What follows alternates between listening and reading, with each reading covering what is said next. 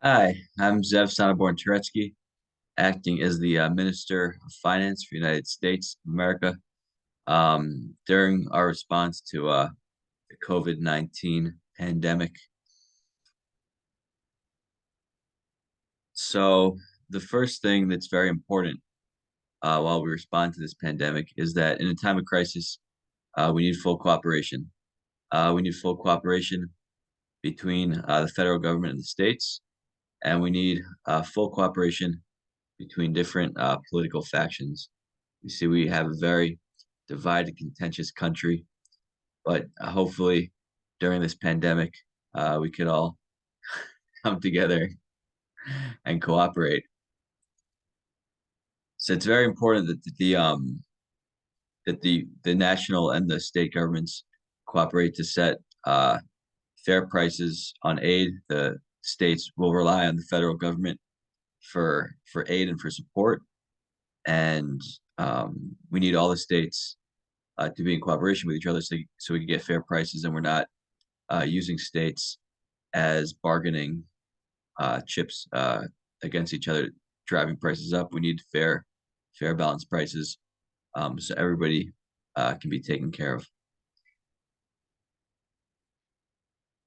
We also need global cooperation.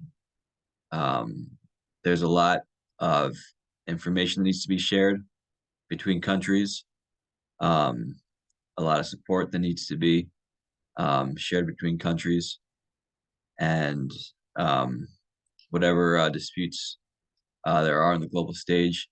Now is the time for full cooperation between states, so that we could help solve this crisis together.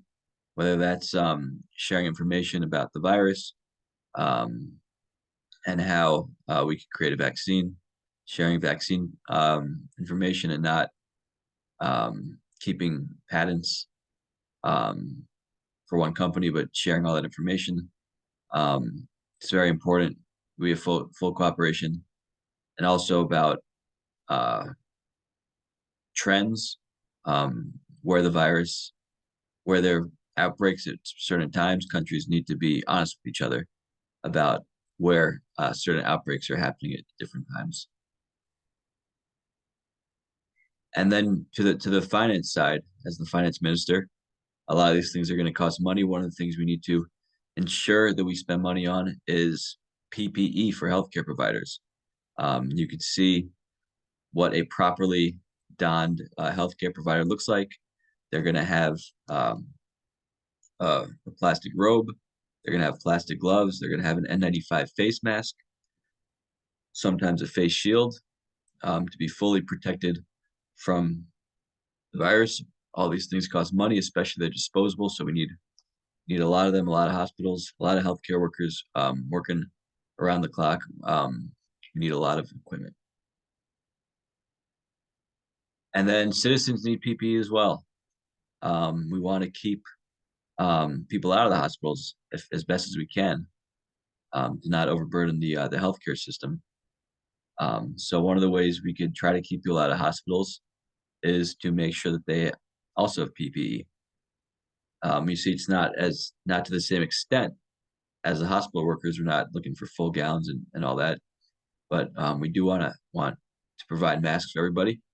And we can see there's different types of masks. We have this gentleman on the left is wearing a KN95, which is provides a lot of uh, protection and it's a little more comfortable than N95. See, this lady here is wearing a cloth mask, which isn't the most protective, but it is the most comfortable. So I guess there's the most compliance, most likelihood that someone will actually wear the mask, which is important that people actually wear the mask. And this gentleman over here is wearing an N95, which is the most protective, but it could be a little uncomfortable in the nose. So it's be tough to get full compliance with this. So it's kind of a trade off and depends on people's preferences, what they're willing to do. And then here, sometimes wearing gloves can provide extra protection when out and about shopping around and everyone's touching the same thing. So sometimes you want to wear gloves, especially you see a lot of cashiers wearing gloves, and even the Philly fanatic is going to need a mask. because everybody needs a mask. Even that's important, kind of in the messaging, kind of just get people on board. So have a little cute messaging, and that also goes a long way. And then, of course, hospitals need their full equipment, and one of the things that hospitals need are ventilators for more serious cases of COVID-19 when uh, there's serious um, lung inflammation and people are having trouble breathing. So they're going to need ventilators. One of the issues we don't want to see is states bidding against each other for ventilators. And that goes back to what we were talking about with state cooperation and federal cooperation, that states are cooperating with each other and with the federal government, so they're not outbidding each other, and everybody can get the fair amount of ventilators that they need to treat their patients. And then, of course, vaccines are very important. We need to develop a vaccine, and that's going to take some money. So we're proposing something called Operation Warp Speed, which is going to put a lot of money into getting a vaccine really quickly. Here's the vaccine czar. His name is Dr. Mansif Sawai. I probably mispronounced that. Everybody knows Dr. Fauci. So a lot of really brilliant minds are going into developing this vaccine very quickly. It's also going to take a lot of money. So that's where I come in, shelling out that money, get those people the vaccines, and that will get people, protected. We hope that since the companies like Pfizer and Moderna, BioNTech, will be taking a lot of federal money. So we'll ask that when they do make a lot of money, they'll continue running tests to see which groups benefit the most from vaccines, and um, when is the most appropriate time to be giving vaccines. And then once we get the vaccines, we got to roll them out. We got to roll them out, and that's going to take a lot of healthcare professionals. It's going to take a lot of sites. It's going to take a lot of equipment. A lot of these vaccines are going to need to be frozen, so that's going to take refrigeration. All these things are going to cost a lot of money, and we hope that the vaccine companies that have benefited from public funds will help to support this venture. Yeah, and we also want to make sure that the vaccines are being rolled out fairly. They're not going, wealthy communities first. We want it to be um, that everyone's getting equal access to these vaccines, and that it's based on need, um, not on financial status.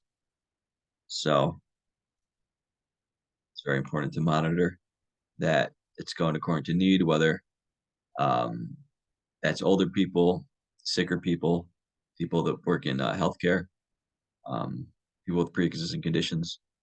We want to make sure that we get these rollouts quick, effective, and we get into the right arms first. And then, of course, testing is going to be very big during the pandemic. Just like the vaccine sites, um, the testing sites are going to take a lot of staff.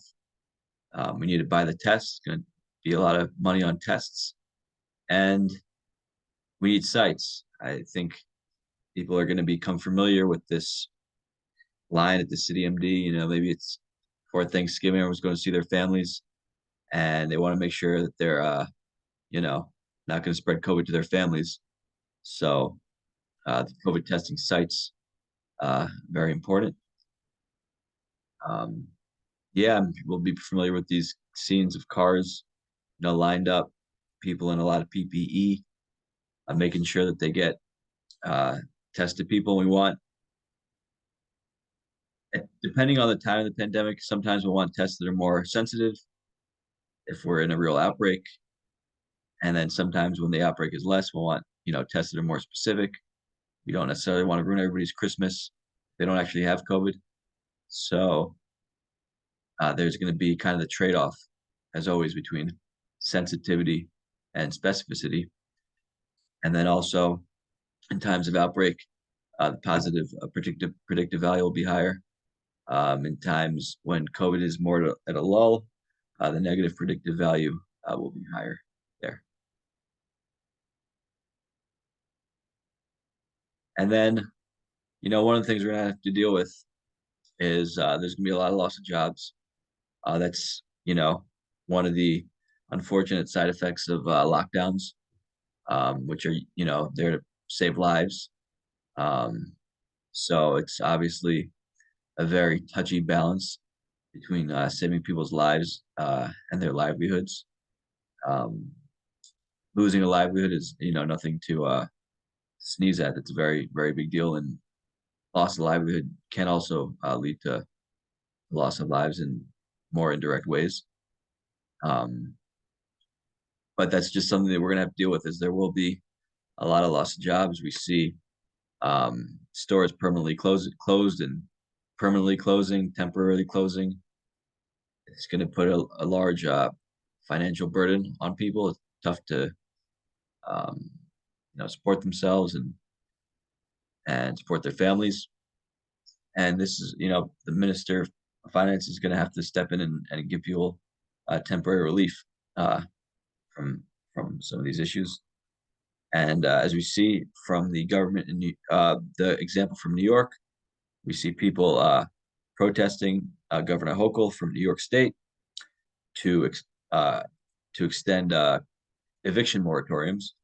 One of the issues with people not going to work is inability to pay rent. So we don't want to just see everybody getting evicted and on the streets. That would be a terrible outcome. So we see people here are protesting evictions and asking for eviction moratoriums. And then we see Governor Hochul is listening to these protests, and she's extending the eviction moratoriums so that people that are having a tough time finding work or unable to work um, are not going to be thrown out onto the streets. That's very important. We want to help people stay in their homes.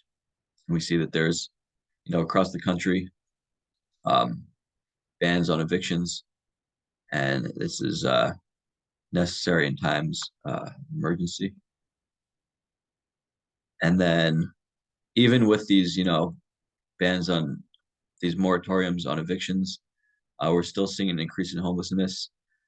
These eviction moratoriums eventually, I guess, are going to run out, and in other places where they don't have those kinds of protections, people are going to experience homelessness from the loss of jobs and works, and we're trying to do everything in our power to prevent that from happening. If you look at this man all the way on the right, this is in England, and one of the interesting things that England did is they housed all their homeless people um, during the worst part of the pandemic. And they did that not for the sake of the homeless people. They did that because they didn't want homeless people giving COVID to other people. And what it showed is that we can solve homelessness if we really wanted to. Uh, but I guess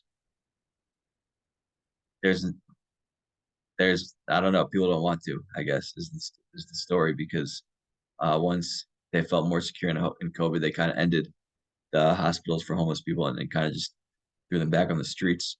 But it is, as a side note, um, an interesting lesson in what we could do to help homelessness um, if we really put our mind to it. And then where is all this all these things we spoke about, testing and vaccines and vaccine rollouts and PPE, all these things are going to cost money. And where we get this money from, we got to print it. That's just what we got to do. Is it going to cause some inflation? It will. There's inflation going on across the whole world. Is it very high inflation? It's not just an American problem. It's going on, I think, in every country pretty much. We just got, we got to deal with one problem at a time. And right now, we got to print some money. We got to print some money. Um, I think a record amount of money, but that's also because money is obviously is always getting gradually inflated. So the raw numbers don't necessarily reflect um, how much money is being printed. But I think even taking that into account, we're printing record amounts of money, and that's because we're dealing with a once in a century pandemic and everything that that causes. As we spoke about, loss of jobs and people need to eat. So uh, for now, we got to print that money, and then hopefully, um, we get people back to work and you know, curb the inflation, stop the recession from happening. But for now, we got to print that money. All right. So that was a message from your Minister of Finance on how we're going to, you know, deal with this pandemic in financial terms. And we hope that this was informative and interesting, and that we'll learn some good lessons and hopefully protect people. That's the point of this. Okay. Thank you guys. Have a lovely day.